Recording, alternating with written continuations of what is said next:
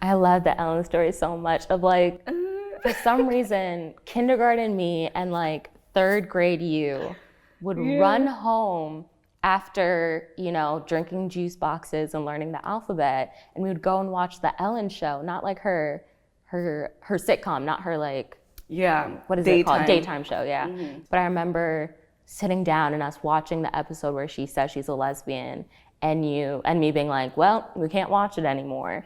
And you being like, well, why? I was like, because she's gay. And you're like, okay, but you liked Ellen before. You can still like her. Like, don't you want her to be happy? And I remember just being like, I do. And you're like, then we're still gonna watch. And I was like, okay. I remember like what 6-year-old and like 9-year-old is having those conversations? And it was just one of those things where, like, not even giving people a chance, but like allowing people to be happy. And I think that's something that not everyone does.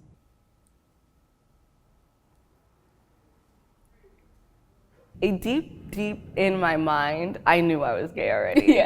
You know what I mean? I was very aware I was a lesbian. In that moment, I remember that time too. And I think it was even me talking to myself, letting myself know that like what's the difference to you besides the fact of like who I'm intimately with? Nothing has changed. Nothing has changed. I get to be a part of this other culture. I get to be, so why would you look at somebody, anybody different like that? Like, it should be a joyous thing, because now it's like that burden of trying to figure out what it is. Like, what is that thing that I've been feeling or that's been in me? And it's like, when you find it, it should be like a liberation. It should be celebrated.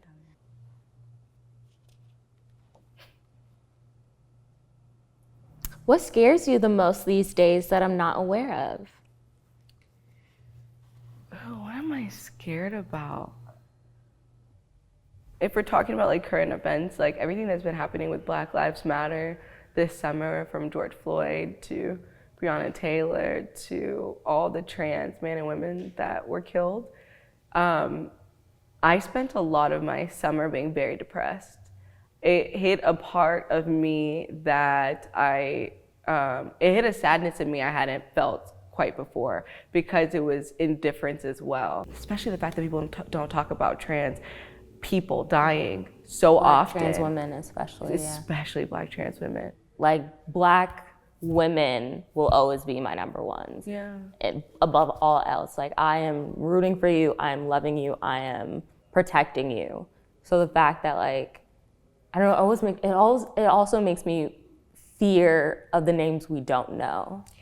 Of like the forgotten ones. You tell me. That you're not aware of.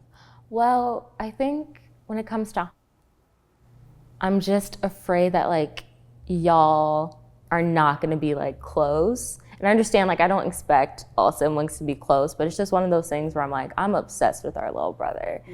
And I know you don't like children, or more of like, you're not comfortable with them. I know he feels loved, like, it's never that, but it's more of just like, he's so goofy and he's so playful and he's so smart.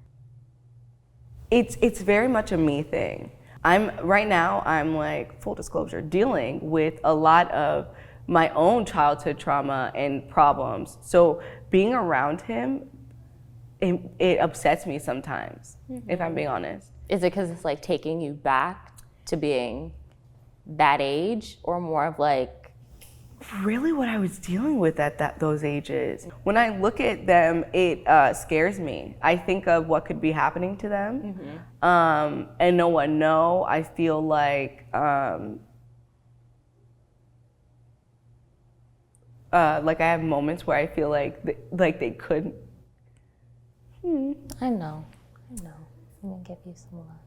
Could it be safe or something? I know. I never had the innocence that kids have.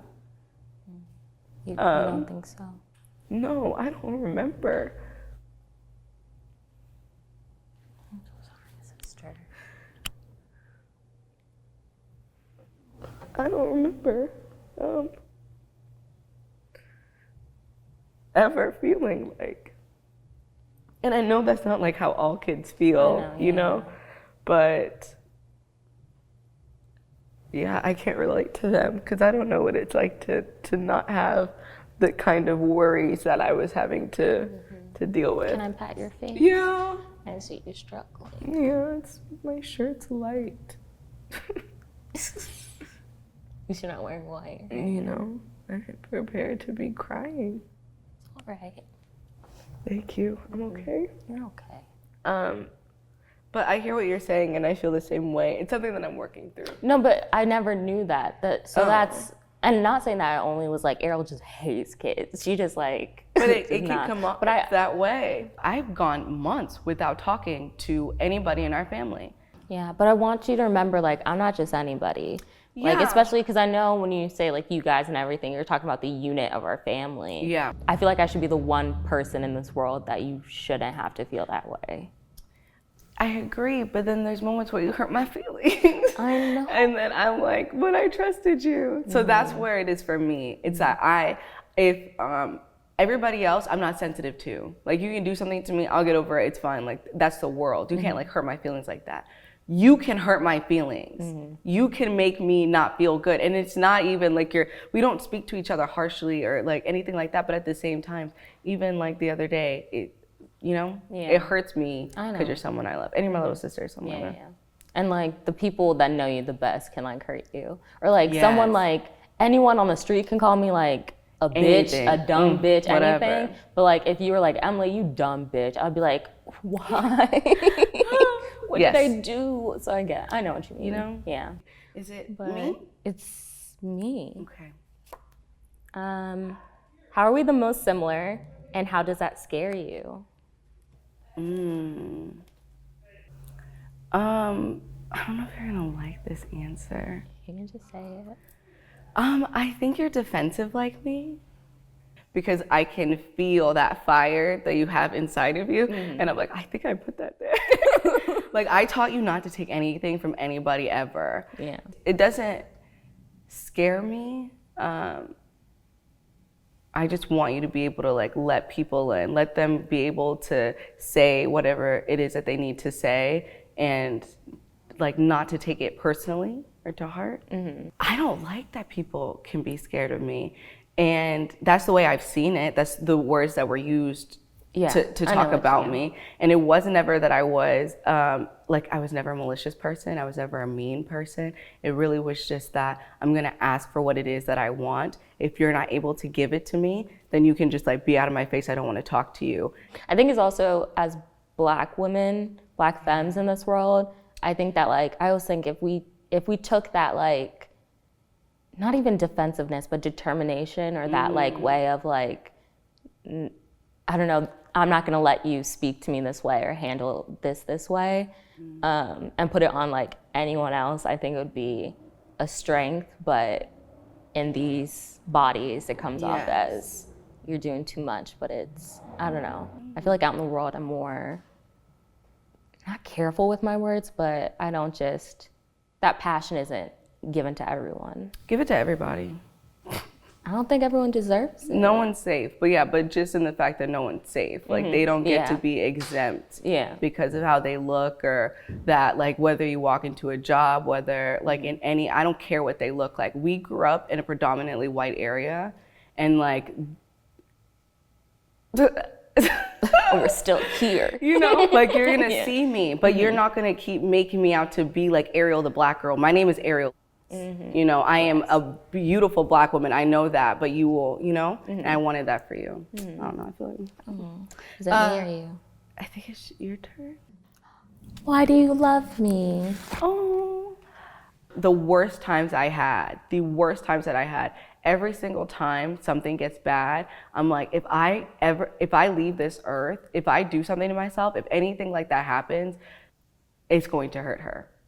I'm going to hurt Emily. Whether it was me, any of the bad things that I was doing, or not even just bad, the path that I was on at one point, the little things I would do, the way I would even talk to myself, I would change it because I would think, like, would I tell Emily to do this? Would I allow this behavior? Not even just allow it, but, like, you save my life every day, all the time. If this were to be our last conversation, what is something you never want me to forget? To be honest, I think I would just say, I loved you, like wholeheartedly. Like you're my heart personified.